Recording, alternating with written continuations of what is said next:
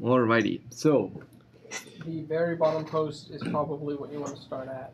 Yeah. it's always Faye, great. Faye and I tried to summarize things that were Right, easier yeah. to go through.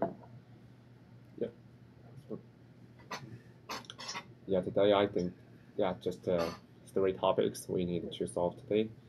Yeah, the first one is really trivial. That we needed to decide the class name of the 64-bit only intrinsics. Yeah, right now we call it x64.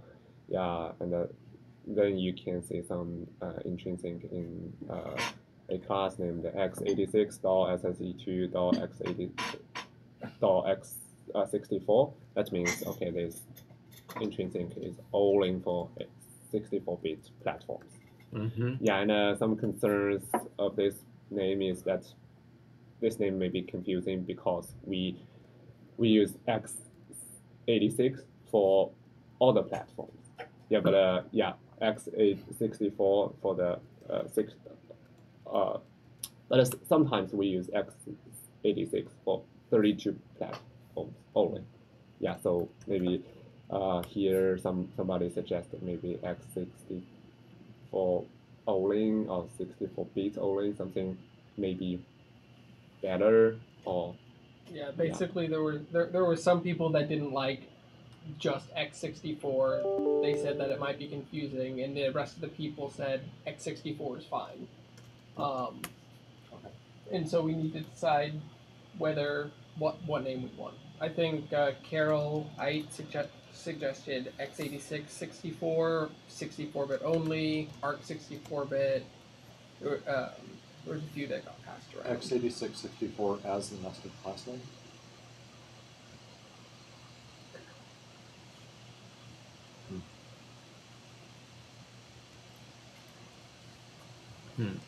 I think that's a little bit confusing actually because the way that usually refers to the 64-bit ISA, and this is not talking about that. These are talking about 64-bit only APIs, right? Right, and so I think just x64 would be more than sufficient, especially in the nested context and being under the x86 namespace to differentiate that these are only available on the 64-bit ISA. Yeah, I agree. Just as a... Can I just clarify one thing, Chris, top level? The issue is titled Intel hardware, but like AMD 64 supports SSD, SSD2, so Right. We're not ruling those out, right? Yeah, this is x86 intrinsic, so it works on AMD platforms as well if AMD supports those ISAs. Right, okay. And just to be clear, every 32-bit intrinsic will also work on a 64-bit platform as long as the base ISA support it, correct? Okay.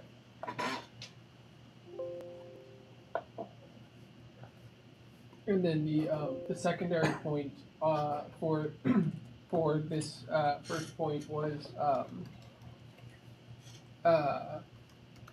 how we wanted to do the nesting. I think Faye in his original PR he had the x64 class inherit from the class it was nested in. So SSE2 x64 would inherit from SSE2.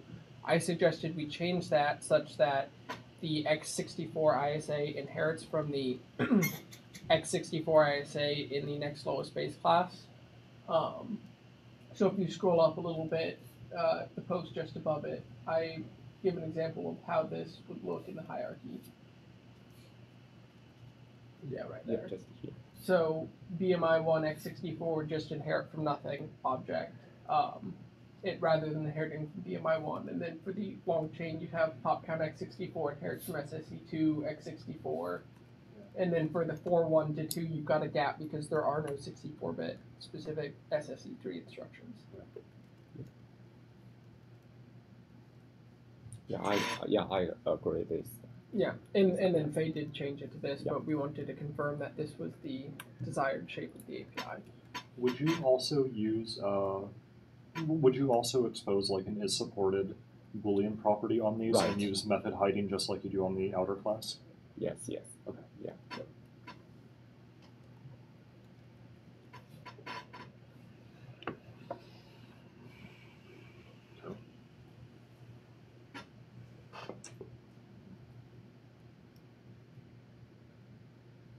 It's an API listing somewhere for those. The PR has them right now. It's a fairly small change. This means that this would be currently for people who are consuming the preview package. This would be a breaking change for them, right? Because all the 64-bit APIs would move. Okay. We're making a ton of other breaking changes too. So. Oh, in that case, risk is lower if we break it everywhere. Then I'm just like internally thinking of all the code I'll have to update now. It's fine. Significantly less than all the code that I'll have to update in ML.NET. Fair, fair. Yeah, that's this PR here, right? Yeah. Maybe I could read that.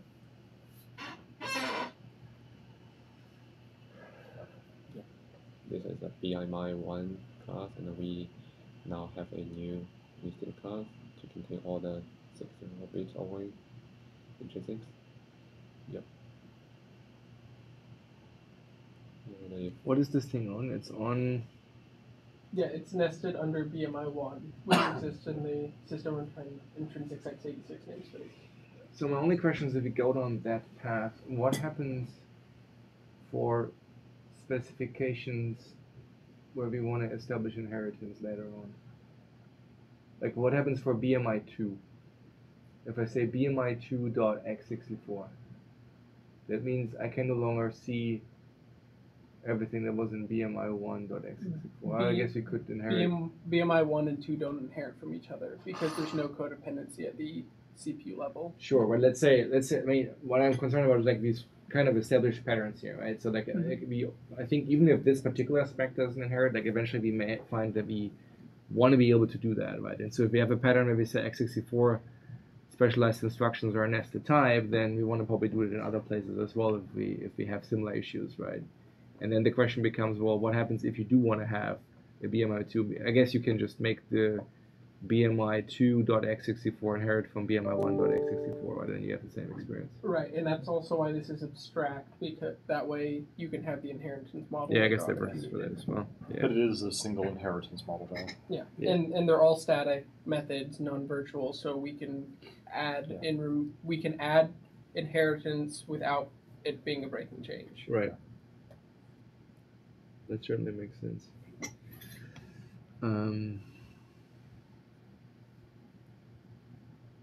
Yeah, that works. And then this is BMI1 again, except the actual implementation one. Yeah, so how do we want Just a real dumb question about that comment that was in there. Sorry, which one? Where? There was a comment that said this is only available on 64-bit platforms. Yeah. Like line 29. Really, it means processes, right? Yeah. Like if I'm on an x86 processor, but my process is a 32-bit process, can I call these? No. No. Yeah. So it's basically the combination of you're running on x64 hardware and you're on an x64 process. Yes. Well, you couldn't have an x64 process on 32-bit hardware, so it really is the process. Yeah. No, but the other way Right, around you can so have. You can have an x86 like process running on 64. x64. My problem was right? platform. Yeah. The word platform really should be process. Mm-hmm. Okay. But it was just also so I could get it straight in my head. Okay. Thank you.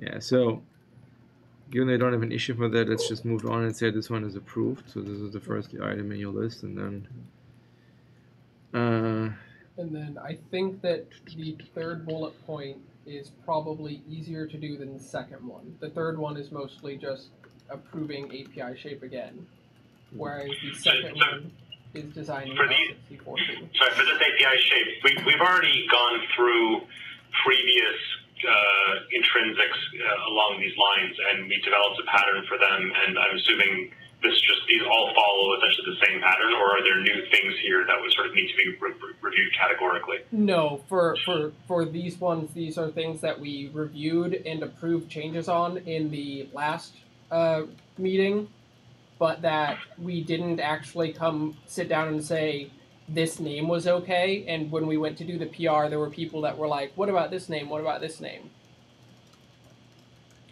I see, okay. And so we're basically... In which case, yeah, okay. Yeah, we're basically just confirming that the decisions that were made in the PR match what the design review committee thinks is correct, except for SSE 4.2, which is the second bullet point in phase post, and that probably requires some more discussion.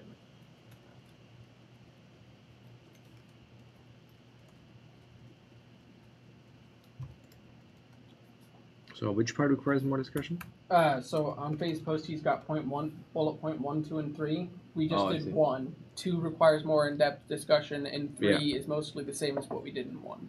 That's what I thought. Okay, I thought it was another 2 somewhere else, but okay, you went to just this list. So what do we want to do this? Is this an API review issue here, or? It's the 2 posts up.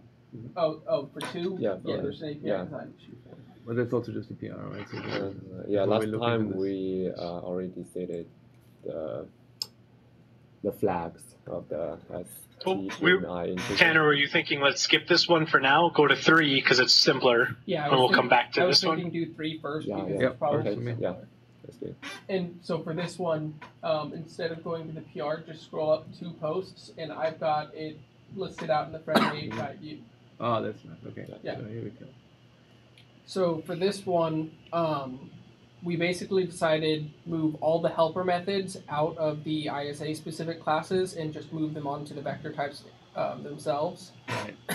So when I went to do that, for the constructors specifically, I decided to put these into a static class that is non-generic. So this is a similar pattern to what we did with system collections immutable. Yep. Just to avoid the confusion of well, what happens if you say vector 64t or a byte, and then you call the constructor that takes 4 ints? Right, that makes sense. Yeah. I mean that's the problem of constructor type inference not working the way we wanted to. So just expose the create methods, which the first set there that just take a value, they set all elements to that value. The second set sets each respective element to the matching element in the input list, and then create scalar sets the first element to that value and the rest of the values to 0. There's an open question with... So which one does that? Create scalar. Is that the standard terminology for that, scalar? Yeah. When you have the first element set, everything else zeroed out? It's when you're dealing with only the first element of the vector. Okay. It's a scalar. Okay. There's an open question with a corresponding API proposal, which says, for create scalar, there are a number of performance situations where you want to leave the upper bits uninitialized. And what should we call the method that does that? My original proposal, which is 32834, suggests that we call these unsafe create scalar. Jan commented and said he did not like the term unsafe because it's a bit overloaded and there was a bunch of back and forth there. I think Morgan, Brown, and Levi discussed at lunch a little bit about this, and it's still potentially unsafe from the perspective of the upper bits could have any value, and attempting to access that could expose data from a previous method call that was still in the register. So it could expose data you wouldn't want exposed otherwise. But basically, the suggestions were create scalar unsafe, create scalar no init, and I think a couple others were passed around, but we need to determine. So create scalar, like that would be applicable to all of them. Right? We wouldn't have both create scalar and create scalar unsafe. Is that fair? I think we would have both. Yeah, you would want both. Yeah, you would want create scalar so that you can say I explicitly want the upper bit zeroed, and you would also want create scalar unsafe, which says leave the upper bits uninitialized for performance reasons.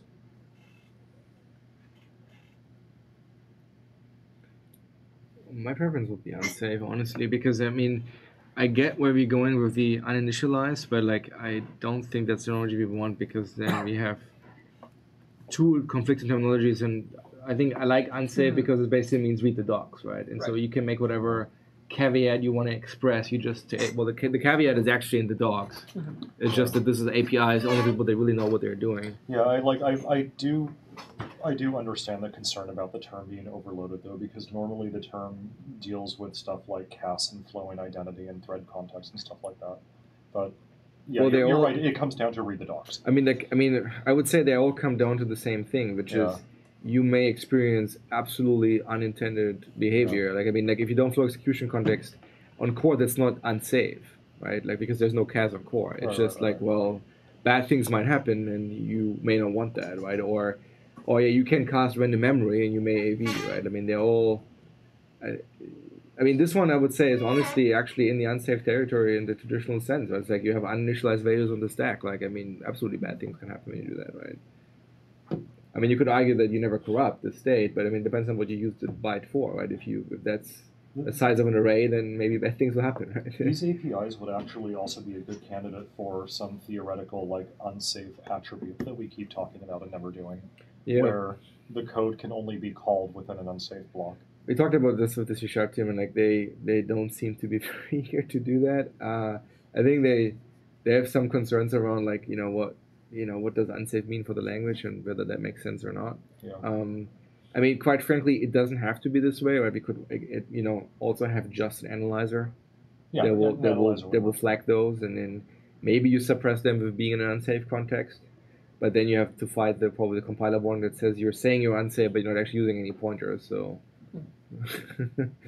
maybe I think there's a few concerns around that, but I think the poor man's version of like keeping the unsafe suffix is not horrible. Yeah. Okay. What's wrong with a parameter? Parameter like a doing Boolean what? parameter to create scalar? Because that was the thing that we discussed in some other context before. The problem is you look at the code review, it says create scalar 42, false. And now you're like, well, is this something that so shouts... never have Boolean parameters to methods? Well, it's not just that. It's also the fact that it doesn't really I mean, even if you say uninitialized : true or uninitialized : false, right? I mean, neither of them really convey the idea of like, oh, this is something you really want to review because that might be unsafe, right? If you just call a method called create scalar unsafe, it's a bit more attention seeking, right? That was the intent with the whole suffix, and I think the same is true with you're forced to be in an unsafe context where if you're in a code review where somebody has an unsafe block, you probably spend a little more cycles on figuring out what's going on there than a regular for loop, right? Yeah. For the create methods, the other change that I made as part of the PR, the existing set vector methods that we have take the parameters in reverse order. So starting with E15, for example, and then going down to E0. This matches the native intrinsics for x86. I changed that to be normal ordering because I think that makes more sense for a shared helper intrinsic that also applies to other platforms. It also is worth mentioning that for the native intrinsics, there is a set R, which means set reverse, which does take it in this order. And that seems to be what people tend to use in a lot of their native code when coding these. But we would only expose this particular ordering for the APIs. Right. Yeah. Sure. And I guess if people were, for some reason, converting code from C to C#, we could have a tool or something that just helps rewrite those. Yeah. Sure. Okay. And then if you scroll down past this to like vector 128 of T, it will show the other helper methods that were removed. Yeah, sorry, I was just trying to find another API that we recently approved that we had the same terminology, but I couldn't find it. A little bit more. Okay. So these are all net new APIs, correct? Or are they These are existing types but net new methods, correct? they're new methods, but we'll be deleting. So they're like, for example, for create 128 here, we already exposed SSE dot set vector 128. I see. So We're getting rid of that one yeah. in favor of this one. Yep. And then of course aesthetic classes don't exist, I guess, but like that. Yeah. Same naming as the non-generic, as the generic one. for the concept of extend, which is taking a vector 64 and turning into a vector 128, there was some discussion on whether we should expose it as a create method here. So I've got the create lower upper and the create scalar, or exposing it as an instance method called like extend to 128 or something. You also have the concept of now if you're doing creating a scalar of a vector 128 from a 64, you also have the same concept of do I want to zero the upper bits or do I want to leave them uninitialized? Which is why I opted to expose it as create scalar, but so create scalar will always use the lower part, I suppose. Yes. Well, right, because.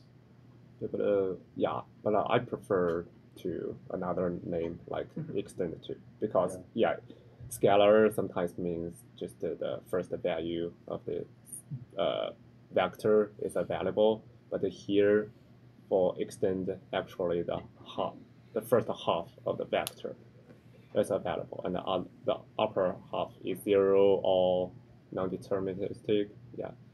Create scalar seems a bit weird here, given that you're not really passing in a scalar, right? Would it make more sense just to remove create scalar entirely and just have that single create method around 2/3 of the way down, and say, caller, you're responsible for telling us which part of it you want to zero out?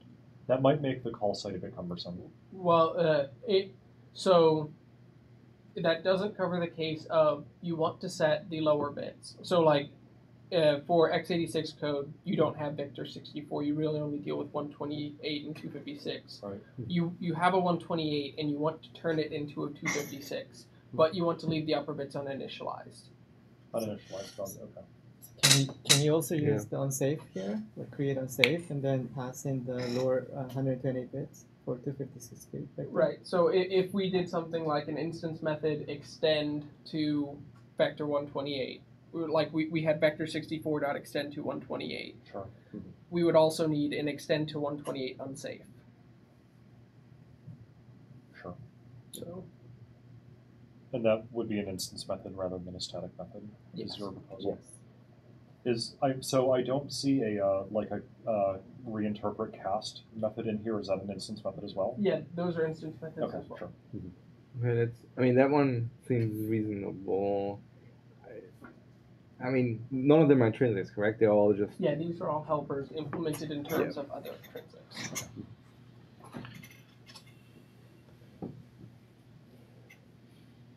Yeah, I think zeroing out manually is just annoying, right? I mean, it defeats the point of having helper method to begin with, especially when you deal with like bytes or shorts. It's like, really, you want me to set like 128 individual items? Well, not quite, right? But yeah. So what do we decide then? We just leave it as an instance method, call it extend unsafe, and extend unsafe. I think it needs to be extend to vector 128 and extend to vector 256. Yeah, because you're not passing it. Yeah, because we have to clarify the return type. Yeah, or we can call them to 0 extend to for the safe version, and extend to for the unsafe version.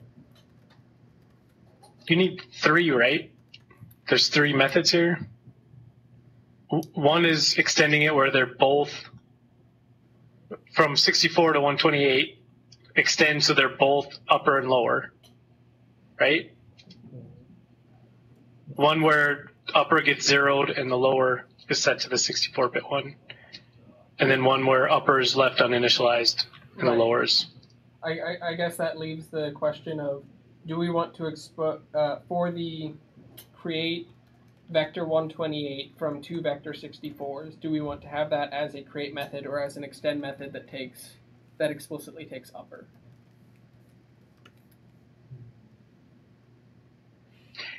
It just feels like the create method seems cleaner to me for the upper and lower. Yeah. But not necessarily for the extend case. Right. So, yeah. So. But then it's like, well, how do I know which one to go to, right? Yeah. It's the extend terminology that we usually use because there's a thing on the other one we had widen and narrowing, but is that different, I suppose, or is that the same? Isn't widening the individual elements rather than just appending zeros to the end of the vector? Correct. Yeah. Okay.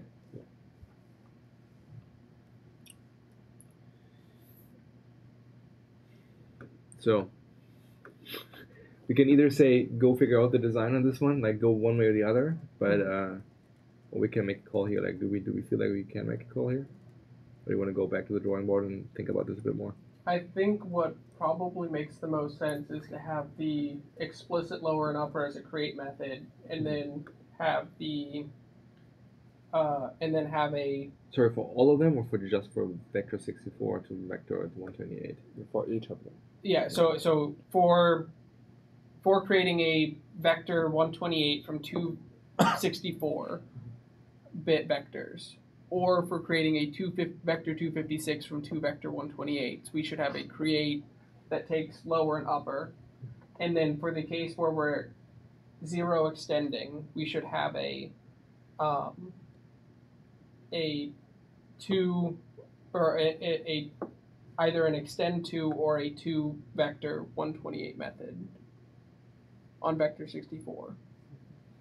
I think that makes sense because for create to create vector 256, for example, you could have 4 vector 64s. Yeah. Right. It doesn't make sense for that to be instance method, for example. Right. I think create makes sense for that. Okay. And then extending makes sense for the other two. Yeah. So then the question would be, do we want to call it to or extend to? I think. The semantics are it's always the lower one is what's set, right? Right. Yes. Okay. And then by the dual nature of do you want the upper zeroed or uninitialized? Right? Okay. Yes. I would probably say extend to because you'd probably want suffixes after that 128, 256, 512, whatever. Yeah.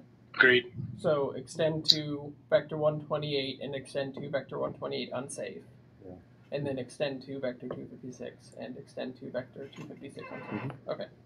I mean, you can think of them as simple type conversions, right? So like two type name might not be too bad.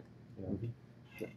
Because I mean, like it's exactly how byte to int would work, right? You initialize the lower version of the int, and like the rest is zeros, right?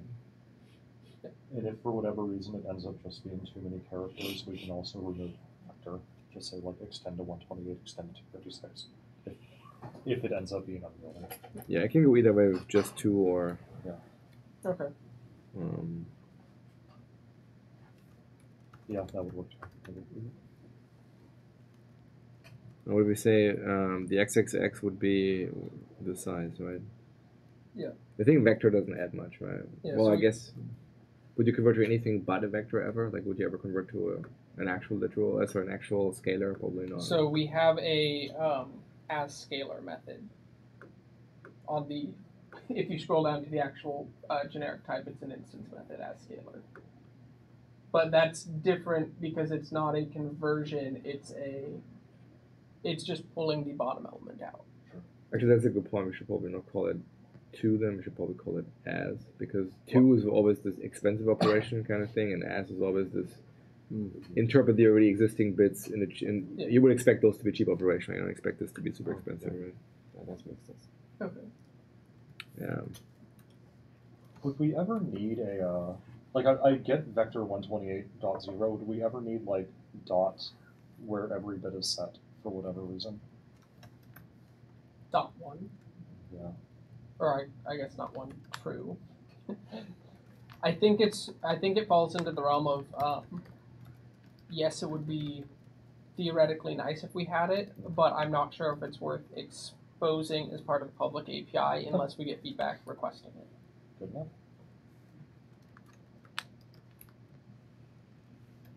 Oh, and here you have all of the reinterpret casts as well. Yeah. Each reinterpret cast 0 as scalar, which just gets the lowest element t, so E0. We've got the get and set element helpers. Get lower and get upper, but no set lower, set upper. Would you ever need as of t as a generic? So that was Faye and a few other people have brought this up multiple times that some people want an as T U. Yeah. Last time I asked this, I think just Imo and Jeremy and maybe Christoph were left in the room, and they said we shouldn't expose it, just tell people to use unsafe as. But Okay. I said that on the PR, and there was a few people that came back, pushed back, and so I said I'd bring it up again. Yeah, but there is a problem that if we use unsafe as, the codegen is rely on the optimization of JIT compiler, especially the inlining. But we have decided that all the hardware intrinsic has no codegen difference between tier 0 or higher tier. So that will get some trouble with, okay, if your program run on tier 0, that the unsafe as will generate a function call and some redundant. Because so what we actually have scenarios right now in the runtime where we do as for vector of t, and we say that you're calling index hub, for instance, and we know that the incoming t is int char byte s byte, something like that, right? What we do is under the covers we turn it all into byte. We turn it all into a vector of byte in the end, and then we do our search operation. And then we need to take that vector of byte and then convert it back to the original vector of t. But now, if these are all the APIs we have, aside from using unsafe, now we would have to have a giant switch statement that says what was the actual t that we're trying to convert to. Right. So when writing generic code, Yeah. not having a generic as does make code more difficult to write. Yes, and it forces us to fall down to unsafe. Which, again, we can do in the runtime, but we don't necessarily want to force our customers to have to write unsafe code. Well, is the operation unsafe? It's not you have to fall down to C# unsafe code. It's you have to fall back to compiler services. I know, but is the operation giving are there any combinations of t's in use where it is actually unsafe? No. If t is not a primitive type. But this will fail then at that point. Yeah. So the operation would just blow up. You will just get it's always safe. You might just get an exception at runtime. Is that? Yeah, you'd get an exception if you did vector 256 of bool. Yeah. In that case, I think having a generic conversion seems fine. I think last time when we talked about this, the question was just, do we want to allow people to write generic code? And I think the answer was generally no. But your scenario is not writing generic code, right? Your code is to just say, I started with a vector of char, and I want to go to a vector of byte, and I want to go back to a vector of char. But you're not really writing generic code that operates over arbitrary t's, right? Because as soon as you do that, everything fights against you, right? You have to Yeah. We have generic methods because we expect to work with the 10 or 12 different primitives, but we expect to go down a single helper method and then eventually turn it back into what the user expects. Yeah. And ideally, we would be able to write that without going into the unsafe class. I think there was also some arguments when you have floats and bytes, that might not be great. But then again, if you fuck that one up, then well, it's not unsafe to do that. It's just the data gets corrupted? Question mark. Well, but even that might be, depending on what your algorithm is actually what you want, right? A lot of algorithms have to go between float and int, for example. Right. So I think given that these are not APIs, we expect more to use. I think that's probably also okay.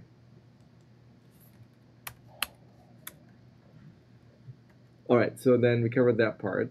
Yeah. So I think the two just general questions of are API shapes correct? One more question about the set element. So here the set element return type is void. That means that is a mutable operation. But I need to change that. Yeah, but we decided all the intrinsics should be pure functional. And why don't we have return index for that? What are the methods? Why I didn't do index? Because it if you don't have hardware acceleration, it is not a cheap operation. Well, but should you use the types then? It's a case of define cheap. You're computing a memory slot and you put the value in there, right? I mean, how expensive can that be when it's not Compared to accelerated? using the hardware, so the hardware intrinsic is like one cycle, and otherwise you have to store it. You have to store it to the stack, read the address out of that stack, and then return it. Right, but I mean, you would expect that the vast majority of people that use vector of 128 will have hardware acceleration, right? That is a cheap operation, right? Yeah. So I mean, I think it just makes code really ugly to use if you don't have an indexer, right? So just expose it as I would make, I mean, get inside element are typical things that we use indexers for. And I would even go a step further and say, even if you're not accelerated, the amount of verb we usually do with an indexer is probably orders of magnitude more expensive than what you guys have here, right? Like, Probably, yeah. Okay. like it's really what indexers are about, or properties are only about, is if it's an O1 operation, right? You don't want to have an ON or other crazy stuff. But like expensive is, the eye of the beholder. But I mean, computing a memory address and writing into it, I mean, that should be in the realm of what we consider cheap, right? Okay. Something that we may want to do as documentation here is like looking at as int32, for instance, because this is a reinterpret cast rather than an actual conversion. Like if you have a vector 128 of float and you call as int32, like we should document this isn't going to round. Like it's actually going to give you the bits that are the float. Basically, that does the same thing as span.has does. Yeah.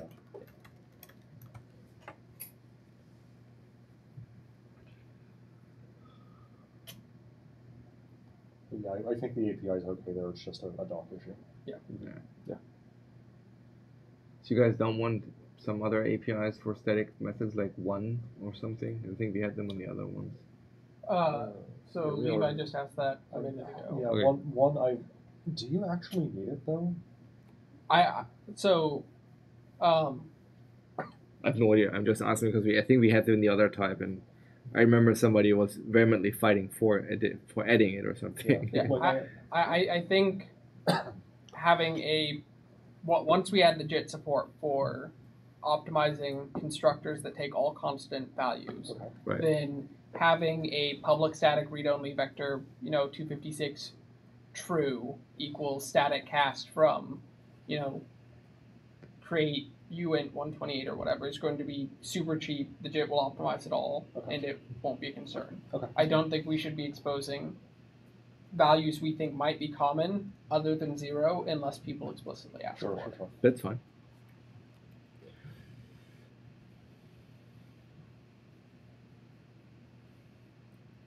I think I made that argument last time I lost it. That's why I'm asking. All right. Then So that should be everything there. Okay, that's the only ones that are just size variations, I suppose. So can you go back up to vector 128? Oh yeah, like the only thing we should add is like we want to add the as, what is it, as t comma u. Yeah. Is that the shape we want though? That's the same shape as we have for. Why do we need two generics? Why isn't it just one? If it's a static method. Oh, it's a static. Oh, I see. You need to specify that. Why would you make it a static method? Well, yeah, we could just do it as you. You could do that too. Yeah. Then some instance method. Because I mean, if you have two of them, it's always ugly because you never get one of. You cannot partially infer, right? You always have to specify both. Yeah. And given that you're passing in an instance, seems dumb. It's like there's only one correct answer. Yeah. Is for vector 256, you have helper APIs to get the lower and upper components as vector 128. Would you ever need the vector 64, or would you just call like get lower, get lower? I think just get lower, get lower. Yeah. Otherwise, you get into a confusing state of what do you call mid upper, mid lower? Okay, fair. Middler. More middle, less middle. Middle 1, middle 2. Am I in the middle of a Dr. Seuss book right now? I think you are. Okay. It's vectors all the way down. What can I say? All right. So then we talked about the third one. That was your quick one, right? Yep. Okay. 10 minutes left for the long one. I like it. Okay, for the SSE 4.2, string and text, precising intrinsics. Yeah, actually, last review meeting, we already did something about the flags. Yeah, originally we have one emails that to expose all the flags. values. I think could have the notes from last time. Yeah. Yeah, I but remember now. yeah, but there are some overlapped value that can expose that can have different thematic in different uh, environments. So we exposed them to 3 types. Yeah, and we named these values to as close as possible to the C++ side. Yeah, like here the example. And yeah, so I think for the flag side, yeah, we already done. But for the intrinsic name, yeah, there are some feedback. Yeah, for example, the C++ side, we directly use some flags name in the intrinsic name. However, here the flags, for example, the C flag, O flag, S flag, that in normal instructions, for example, the C means carry and the O means overload, but in this intrinsic and in this instruction, they means totally different things.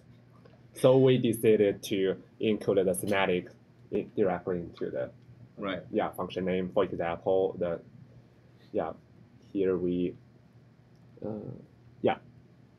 So it's for example here we rename the C flag to compare has match. Yeah, and not C flag named to compare no match. Yeah, but there is one special thing is not C flag and not Z flag. Then we rename it to compare no match and write not terminated. Right. Carol suggested that okay, yeah, the last one. That may be 2 verbals. But okay. So far we didn't get a better name here, so This also impacts SSE 4.1 test C. We currently have them called test C, test Z, and C. Yeah, but I think that's one is okay. But in test C and Z, that means same thing. You're testing for flag. Yeah. They tested the flag. Yeah, and Z means 0. And test Z also means if the result is 0. I think my point there is that if we're having to change them off of C and Z for SSE 4.1, we shouldn't have them as C and Z for SSE 4.1. Oh yeah, that makes sense. Yeah. So if we can come up with something that makes sense, we should update both. Yeah. Because test not Z and not C doesn't convey much unless you. I mean, like the more specialized the instructions are, right, where you pass in like a bunch of arguments that do some crazy permutation on the arguments, when basically you have to read the docs to know how to use the API effectively. I think like at some point the question is like how robust do you want the code to be, right? Like I mean, if it's already like I think I agree with 4 creators here is that I mean I like API calls where you can read the code and make sense of it, but at the same time the question is does it add value, right? Like if I still cannot reason about it, but now I have to write like 100x of what I'm normally writing, at that point you're probably better off, or like as good off I guess, than just using a shorter name and just say, look, you have to read the docs if you want to know how to use the API. When you say read the docs, you mean MSTN or the Intel docs? Well, I mean, hopefully our own doc people, when we document the hardware intrinsics, will do a good enough job that I may just get away with heading F1. Like, if that's not enough, then that's sad. But then again, like, if I have to read the Intel docs, then the other question is, like, do I have enough, like, are these the right keywords that will be very likely to find something in your docs? If the answer is no, then we're actually doing a disservice by making it like. Well, so one of the problems that I've actually had a lot in recent weeks was I had a very particular instruction I was trying to call, and I'm like, I don't even know which public API corresponds to this instruction. Right. Like, if you could somehow make that better, then the naming might not be all that important. Well, my suggestion was earlier we just should have the actual instruction names in the docs, and then ideally, if our docs are indexed in some sane fashion, you should be able to just enter the actual instruction name in the search, and then should find the public API that does that. And we've tried to do that so like for all of our existing API surface area, our current doc comments are basically here's the actual x86 instruction in the operand encoding that it supports, and here's the native intrinsic. Yeah. Well, that's But a good point. If we had something like the Intel intrinsic site that you could also do a cross-reference search thing, Yeah. that would be infinitely better as well. Yeah. Yeah, I'm not advocating for __M128, right? I would say at some point, like, it's okay to say .NET has different naming conventions so long there's a somewhat mechanical translation from one to the other. But like once you start running out of English word to describe the operation, like I think it's like, wow. Well, because you're getting into really specialized operations at this point too. Right? Yeah. Like you're getting into operations that perform very specific string comparisons. Right. Because they're scenario specific. That's fine. Could Yep. we instead of saying Z flag, if we want to keep similar names, but still have them more .NET-y, could we just call it like Compare 0 sign. like carry 0 sign overflow? Yeah. So like test C would be test carry. Yeah, like that's if I'm reading the documentation, I'm probably more used to the C++ style intrinsics, which means that I'm looking for specifically the words carry 0 sign. Yep, I mean, I'm fine with that. I think this is in the realm of what I said earlier about you try to make the naming convention fit, but you try to preserve, the spirit where it's a mechanical translation and you're likely to find the stuff, right? We also don't want to have something that's so radically different in .NET from what C++, like regular assembly and everything else does. Yeah. Seems reasonable. Yeah. I think our feedback was, again, we looked at the API for like 10 seconds and we said, oh, this looks complicated, can we simplify this, right? But then if the end result is more complicated, then it's like going the wrong direction, right? But yeah, we have some APIs like this where it's like, yeah, it's unfortunate. I'm not 100% sure I'm on board, I guess, with this plan. Like, it just feels like it's such an implementation detail of the processor that it uses the carry flag and the 0 flag and the sign flag, right? Yeah. Totally. And then to keep propagating that implementation detail all the way up, just it doesn't seem. I guess that's. It doesn't fair. seem like a good API, right?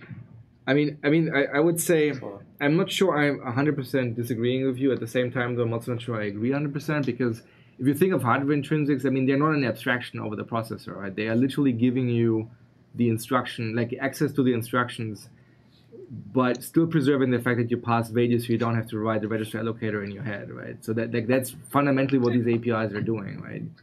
So they don't really try to give you like a nice wraparound of it. The 20 minutes we just spent on the other section was like explicitly going away from how the C API looked, right? If I'm looking for set scalar, it's like, well, no, I got to go call create on the thing, right? Which is a completely different verb, and like I have to make that mental mapping anyways in a bunch of these. Yeah, those ones I would say are slightly different because they're just helpers, right? They're not actually intrinsics, right? They're not giving you anything from the processor. It's just whatever data holder you have. That's the API service they have, right? So that's why I think of them more as like. I'm just listing that as like an example. There's a bunch of other ones where we've gone away from. Like the C API did it this way, and we're like, no, we're explicitly doing it the more natural C# API way. To be clear, I'm not advocating for just mirroring blindly the as I said, like I'm not a fan of like __128, right, or anything like this, right? I would say but calling this thing carry flag and 0 flag or test 0 or test carry, it's like that doesn't make any sense whatsoever.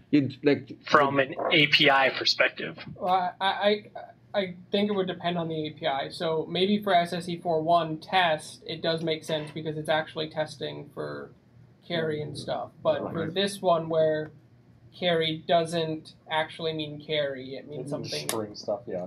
Yes. And I guess the question would be when Levi goes and updates our span parsers to use these. I delegate the work.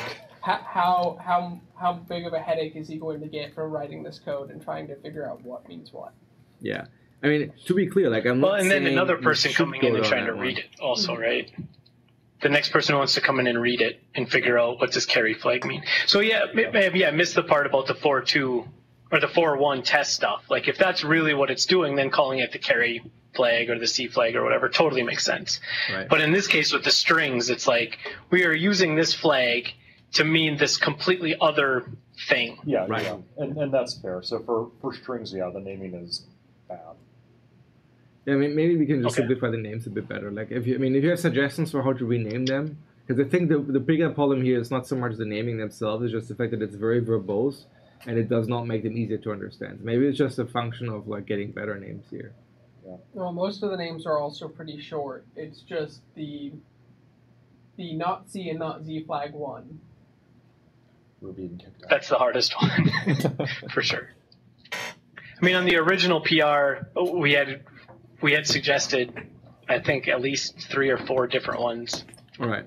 This list does seem like the best of the suggestions, I guess. But we can go over that last one again. All right. Then I will record that, and then I think we approved the first one, the last one, the middle one. We just need to review again, I guess. Okay. So, All right. Thank you. Thank you. Okay, thanks.